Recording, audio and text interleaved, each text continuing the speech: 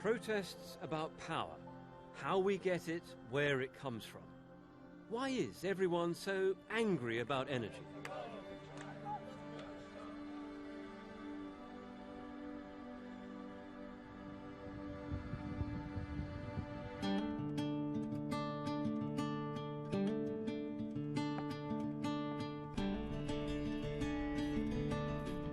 I've come to Yorkshire, a land where the rocks hold rich seams of coal, and where the winds race over the hills, offering a very different source of power. No single kind of energy can answer all of our needs. We have a mix, and the question is how that should change. The challenge with energy is that each type of it has pros and cons. Burning coal gives us 40% of our electricity. It is cheap, but also very polluting. Burning gas gives us 30%. It's much cleaner, but we either import the stuff or frack it out of the ground here in Britain. Nuclear offers a nice, steady 20%, but it is expensive, which leaves renewables, like wind. It's intermittent, there's no pollution, but who would actually want one of these right on their doorstep? So those are the choices. What do we want? So how to decide what's right? Gary Smith is the Conservation Director of the Yorkshire Dales National Park. His top priority is climate change. So he likes wind power, but just doesn't want it here. So why do you keep objecting to wind farms? Well, I think the answer to that question really is what we can see all around us here. You wouldn't like a lovely big 200 turbine farm over here, but generating a lot of power.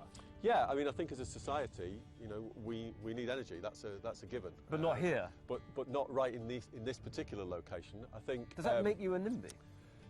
Possibly. How conflicted do you feel personally as someone who says that they're really interested in tackling climate change, but as the man who not only doesn't allow wind turbines in the park, but also stops many others around the edge of the park? You know, climate change is happening, we think. It certainly seems like it. Scientists tell us it is.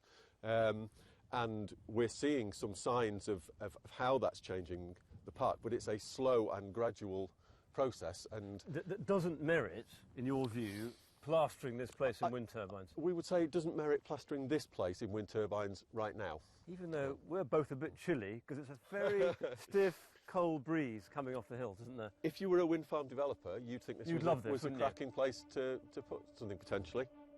So, if not wind turbines, then what about something more traditional? The stuff that fueled the Industrial Revolution? Coal lies in a great mountain down the road at Drax in South Yorkshire. This is Britain's largest power station, and because coal is polluting, it's another target for protest. Coal is a dirty word for environmental campaigners. Phil Garner represents the British coal industry. It's a great day for wind, isn't it? Because there's a nice breeze, the turbines are spinning beautifully. Yes. Why do you think wind isn't the answer and that coal, belching away behind us, actually is? Wind's not the answer in itself.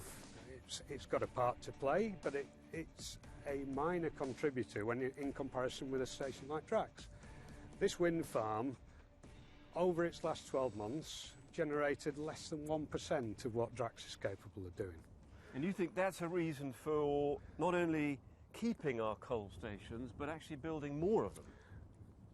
Building more super efficient ones with the ability to reduce their carbon emissions in comparison with Drax by having more efficient boilers and more efficient turbines gives you the opportunity then to retrofit carbon capture and storage later. But that's down the track. I mean, you'd accept that coal right now is the most polluting form of energy, isn't it? Yes. And you can't argue with that. No.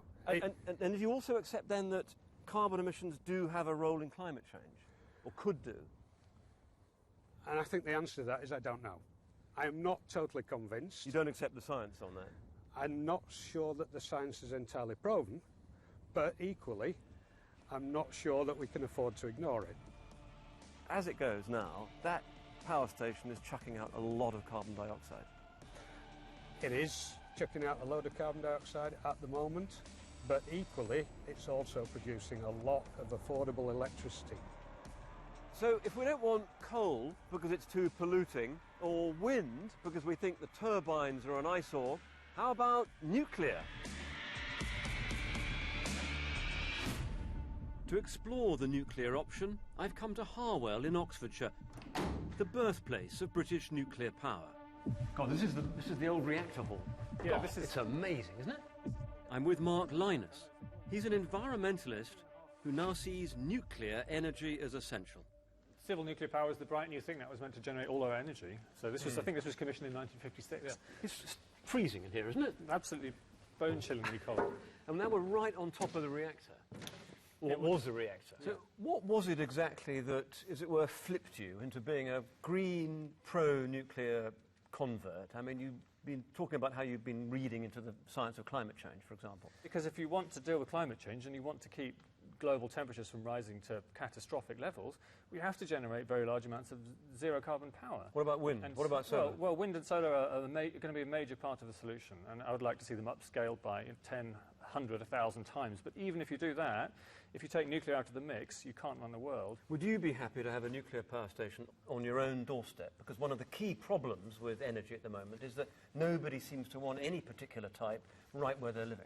No, the only acceptable form of energy for people is magic. People are NIMBYistic, if that's a word, about everything these days, aren't they? You know, it could be high-speed rail, it could be wind turbines. People are against everything. If I had to have a power-generating source near me, I'd rather it was nuclear than coal or gas. Let's put it that way. This is one of the government's great hopes: homegrown gas, produced by fracturing shale rock deep underground. But this has faced objections too. I was in Downing Street as an anti-fracking petition was delivered to the Prime Minister. A dairy farmer, Andrew Pemberton, is worried that drilling could pollute the milk from his herd. Catherine McWhirter led protests in Sussex, but they don't agree on the alternatives. We in Balcombe have said that we would welcome wind turbines. You know, I think they're quite attractive. I've nothing against wind turbines. So you'd be happy with wind? I'm happy with wind. I'm happy with solar. I'm not a great fan of wind farms. I think. What about a big nuclear power station? No one wants nuclear as such. Okay, how about a coal-fired power station? One of those great monster ones like Drax? No one wants anything as ugly as that. Back in the Yorkshire Dales, it strikes me that we're going to need some very big energy projects very soon, and they've just got to go somewhere. Whichever type of power you choose, it's going to make someone angry.